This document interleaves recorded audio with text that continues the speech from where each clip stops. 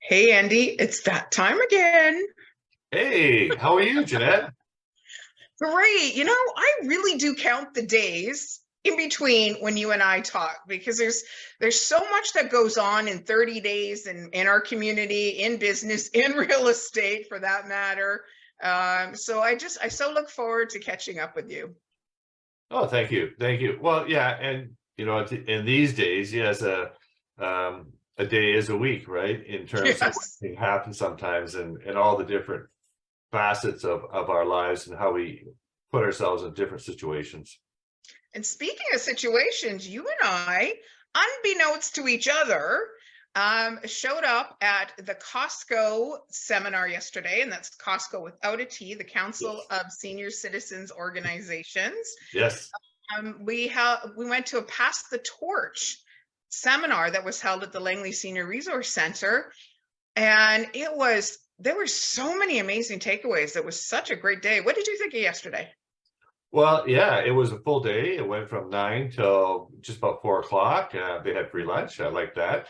But yeah, it it was based on your involvement in community groups and societies, and that the need for succession, and also to leadership, leadership Mhm. styles. And what I did take away from that is that you need to walk beside the people that you work with, and that in the end they say we did a great job, and we were very successful, and that as a leader you need just to step back and to enjoy their success, and that is your success. Absolutely. And they shared with us, and for the life of me, I can't remember its hierarchy chart about like our humanness, what we need, safety, feeling belonging, Yes, yes, yeah, self-development. I just love yeah, that yeah, chart that they shared with us. yes, yeah. Because as both of us are we're directors for the Fort Langley Jazz and Arts Festival, and we're involved in other organizations, there was such great language that we can use in order to leverage or to get people to join us. Do you want a sense of belonging? Do you need like a little snack while you're volunteering? Are you looking for Yeah, self-development? yeah. Volunteering does all of that. We I, just need to align it. and the jazz festival will probably have 200 volunteers, and it's Yes. a huge undertaking, to manage that and to motivate them Mm. to get in there and help move the festival forward on that one weekend. Yeah. Yes. So great segue. I just Yeah. love your words. So, are we motivated to buy, sell, hold on in the real estate market these days? Well, let's just take a look at the monthly stats, and we'll go through them and talk about what's happening in our marketplace. So this past month, we saw in the Fraser Valley Real Estate Board, they processed 626 sales for the month of January 2023. This was a 12.6% decrease from December of last year, and this is the whopping number that we keep on seeing, but it has gotten a bit better, a 52.2% decrease from January of last year. Now, more importantly, there's the balance side of that of inventory. So our inventory increased by 128.3% from December of last year, which is to be expected in who wants to list their home in December. Mhm. They processed 833 listings last month, but it was a decrease of just about 8% compared to January of last year. And what really pushed the market up in 2020, 2021, and 22 was a lack of inventory, and that's Mhm. what we got that spiraling upward momentum, that tornado effect. And so here, this puts it on a graph, and you can see that the listings from last year, 2151, and then 1842. So listings are is still robust, but the sales volume is way down, 1310 from last year, 614 last month. So that's going to tell you that that inventory is in place, and that it is starting to build over what we had in December. Mhm. And then if we take a look at our inventory graph, you can see that it is starting to level off here, leveling off in the condo market, and townhouses is still kind of iffy, but as the spring market starts gaining more momentum, we'll start to see these downward numbers start to flatten out a bit. And then if we look at our MLS statistics for inventory, again, here's our apartments, townhouses, and detached homes. Still in the seller's market, very much so, because we do have some areas that have seen an uptick in pricing and downtick in inventory. Langley City, I was looking at, has had an uptick in the market. So there still is, but we're getting very much closer to a balanced market. And if I can say that Langley is probably pushing this, keeping it in the seller's market. If I go through every other neighborhood, it is well into a balanced market or a buyer's market. If I can just pause you there just for a second too, when you say about Langley City, I've lived in Langley since 1976 with my family, off and on, been back now for a long time. And when I love, as a kid, okay, because I lived by Blacklock Elementary School and went to HD Stafford and LSS, Langley City is such a walkable community. Like if you invested in a townhouse or in an apartment or still in, within the city limits, the houses that are available, it is such a walkable city. Like I didn't get my driver's license until I was 23 because I could ride my bike, I could walk the trails, I could get to grocery shopping and stuff like that. So as someone who is downsizing, I would say Langley City is fantastic for restaurants and parks and rec centers and shopping because it's so walkable. The Fraser Highway and 203rd intersection, and the one-way street, and all the little shops and coffee shops, it almost has a little bit more of a small town community feel, a little bit like Fort Langley, and yet not too far away is the big mall and all the the box stores and the Walmarts and all that. So Langley City actually is a center point for walkability very much, and also too for shopping all the way from people from White Rock, Surrey, Cloverdale, other parts of North Langley, and parts of Abbotsford go to Aldergrove. They all go to Langley City for their bigger items that they want to purchase. But at the same time, you can go down Fraser Highway and go to the Mexican shop, or you can there's all sorts of eclectic things there that are part of that Langley City heritage. I just love when you say the Mexican, the Latin American store. I've been to El Salvador and I love pupusas. And I walked in there and I'm like, oh, this is a Mexican store. Do you happen to have pupusas? And she took me to the freezer, and I have a source in Langley City for my pupusas. So Langley's got it all, people. Langley has got it all. Wow. Well, what's a pupusa? It's an El Salvadorian. It's kind of like a tortilla. But they have beans and rice and meat in the center, and they eat it for breakfast. It's a breakfast thing. I think when I was in El Salvador, Andy, I ate my weight in pupusas. They're so delicious. Wow.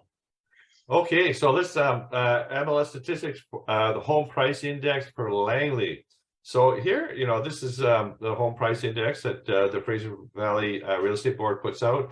And you can see that we're at 1,462,400. Our high is in March 2022 of 1,884,500. And that's a 22% drop from the very high of last year. However, we are starting to level off. It was only about a 1% drop last month. And with the interest rates only going up 0.25%, I think that buyers are starting to feel that we're hitting the top of the interest rates, and that we're starting to see the bottom of the marketplace. Long term from banks and larger financial institutions say that the market should start leveling off, and that we'll probably see by midsummer maybe a slight turnaround. The townhouse market, the May 2022 was the high at 946,500, and right now the HPI stands at 800,600, and that's a 15% drop from that high. Again, a very small decrease over the past month. It is you can sort of see how this is starting to level off, and then of course the condo market in April. It hit the high at 645,900 here, and we're at 549,400, and that too is a 15% drop in terms of pricing. So I mean, those are pretty significant drops, but we are starting to see that leveling off.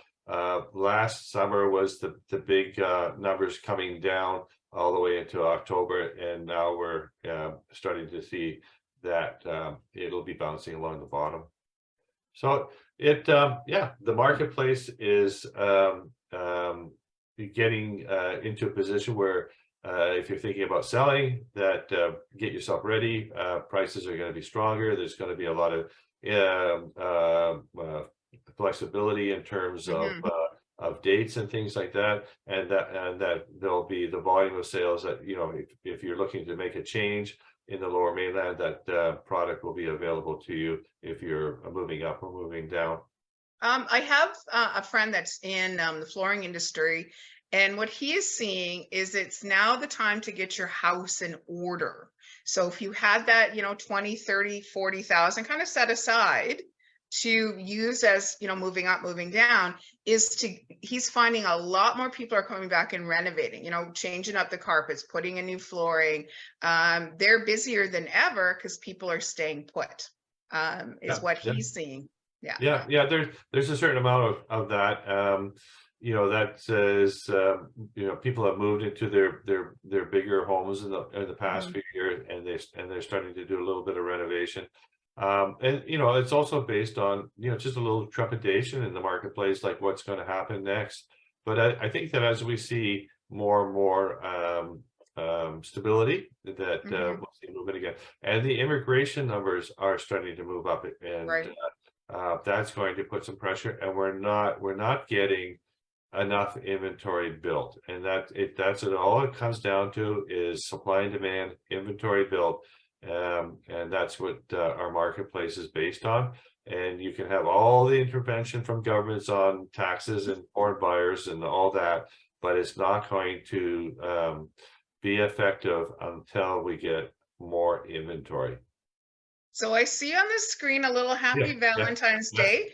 Yes. So what are you doing with your partner in crime, business life, with Miss Nina for Valentine's Day? What does Nina like to receive from Andy for Valentine's Day? Oh, we're going to keep it a quick. Okay, we're not going to share then, but we got to remember. Yeah. She's in the other room, so. Okay. So I'll get you to but stop. It'll be fun. It'll be fun, and lots of hearts. Stop sharing your screen, and I'm going to bring to your attention that you may not know that February the 9th, all day long around the globe, is National Pizza Day. Yeah. So the debate, Andy, is, does pineapple belong on pizza? What's your vote?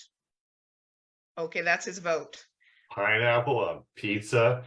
You gotta be kidding me. Okay, we have one vote for no pineapple on pizza. I'm joining Andy. If you're watching this on the replay, go #replay yes if you say pineapple belongs on pizza, or #replay pizza no to pizza to pineapple on pizza. So where do you like to go get pizza in Fort Langley? Oh, I go to Mangia. Mangia Scappia. Julia, I've known her for many years, and she's got a real pizza oven in there, and it's tucked away. It's around the corner, so it gives that little bit of mystique to it. But family run and family cooked, and it's one of the best pizza places I know. I often, when I go shop in the Mercado or go have a za at Mangia Scappia, it feels like a little staycation. just take my brain over to Italy just for a little bit. So it's And there's always the limoncello is always flowing. Yes, it is. Yes, it is. So, Andy, it's been absolute pleasure catching up with you again. I think we are March. What did we say? March 10th, 11 a.m. And we'll have updates and see where this market's going. You got it. So happy Valentine's Day, everybody. Happy Valentine's Day. Vote about your pizza. Pineapple on pizza or no? In the comments, we want to know. Bye.